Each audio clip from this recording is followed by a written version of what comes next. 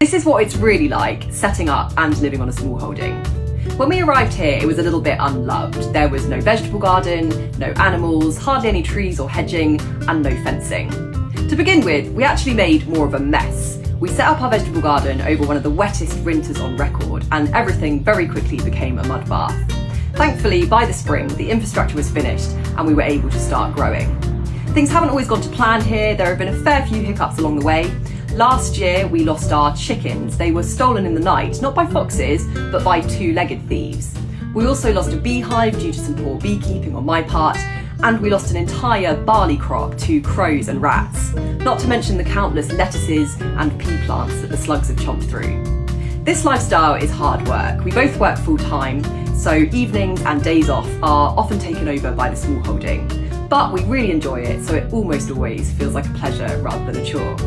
Living on a small holding means early mornings, it means getting out in the cold and the wet and the dark. I'm almost always completely covered in mud, and I often ache after a weekend.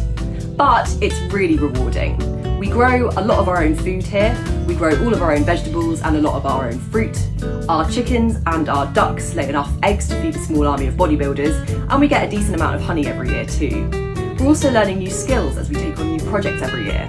And we get to watch the trees and the hedging that we planted grow year by year. If you want to grow your own food, but you don't have the time or the space to faff about with seeds and seedlings, try growing perennials.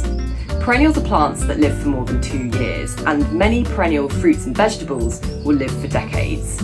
A few of my favourite perennial fruits and veggies include rhubarb, asparagus, perennial kale, red currants, white currants, and herbs like chives, oregano, lovage, and rosemary. Growing perennials couldn't be simpler. All you have to do is get a plant from your local supplier and pop it in the ground. Many perennial fruits and vegetables can also be easily propagated at home, which means that you can multiply your plants for free. Rhubarb, asparagus, chives and oregano can all just be chopped up to make new plants. You can take cuttings from rosemary, currants and perennial kale.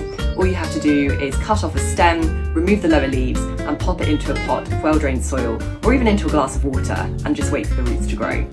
Strawberries and raspberries will just send out brand new plants that you can dig up out of the ground and move to a new location, multiplying your plant stock.